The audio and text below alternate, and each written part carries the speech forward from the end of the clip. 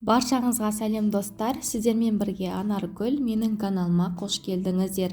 Бүгін сіздермен өте дәмді, қытырлап тұратын хрустящий баклажаннан дәмді салат жасап үйренетін боламыз. Рецептіні міндетті түрде соңына дейін қараңыздар.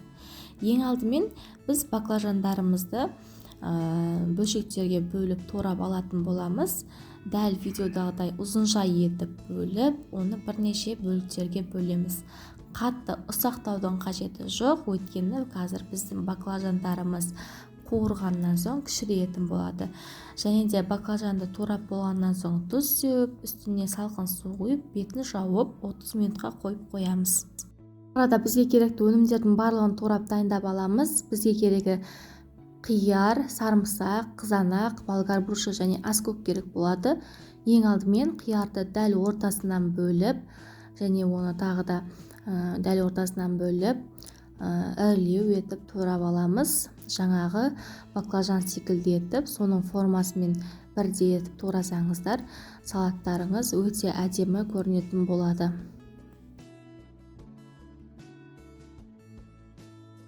Қиярымызды турап алып, бір шұңғылдау ыдысымызға салып қоямыз, және қызанақты да дәл солай ірілеу етіп, үшбұрыш формасына келтіріп, әдемілеп барлығын бір қалыпты етіп турап дайындап аламыз. Жалпы өнімдеріміздің барлығының көлемін бір-біріне ұқсатып жасасаңыздар, салаттарыңыз өте әдемі көрінетін болады. Болгар бұрышында дәл солай үшбұрыш тәріздес етіп турап дайындап аламыз. Достар, егер сіздердің үйлеріңізде түрлі түсті болгар бұрышы болса, соны қоссаңыздар, одан сайын салаттарыңыз әдемі болатын болады. Менде ол болмағандықтан кәдімгі болгар бұрышын қостым. Содан соң сарымсақты да турап саламыз, және аскөгімізді де ұсақтап турап ыдысымызға саламыз. 30 минут тұрғаннан соң баклажандарымыздың суын төгіп тастап, оны міндетті түрде осылай сүлгіге немесе майлыққа салып, үстін майлықпен басып, міндетті түрде құрғатып аламыз. Бізге су баклажандар жарамайды. Содан соң жүгері крахмалын салып, барлығын жақсылап араластырамыз. Енді артық крахмалдарын алып тастау мақсатында осылай елеуішке салып, қолыммен сілкіп, артық крахмалдарын кетіріп алатын боламын.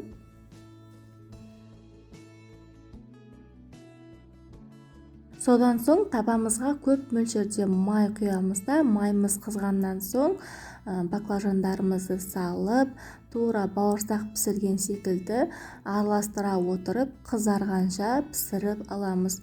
Міндетті түрде араластырып отырыңыздар, сол кезде баклажанның барлық жері бірдей қызаратын болады. Мінекей осылай қызарғаннан соң майдан ақырындап алып, барлық баклажандарымызды да осы қалыппен пісіріп алатын боламыз. Оттың асты қатты отта тұрғаны дұрыс.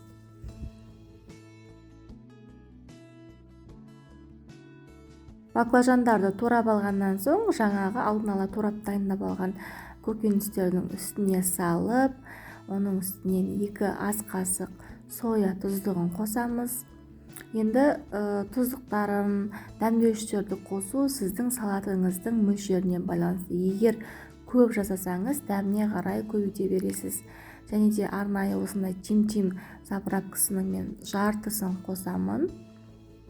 Содан соң паприка қостым кішкене. Егер салатыңыз әшілеу болған қаласаңыз, осындай қызыл ащы бұрыш қоссаңыз болады. Және де кішкене дәмі одан сайын әдемі болу үшін кристаллик қосып жібердім. Және енді осының барлығын жақсылап қасықпен араластырып аламыз. Араластырып алғаннан соң бір жарты сағатқа, 1 сағатқа тоңазытқышқа салып қойсаңыздар, салаттың дәмі одан сайын дәмдірек бола түседі. Өйткені құрамындағы жаңағы дәмдеуіштер сіңіп, дәмі ерекше бола түседі. Мінекей достар, осымен біздің өте әдемі әрі дәмді оңай жазылатын салатымыз дайын. Міндетті түрде дәл осы менің рецептіммен жасап көрулеріңізге кеңес беремін. Шын мәнінде өте дәмді болып шығады. Назарларыңызға рахмет. Сіздермен бірге болған Анаргүл.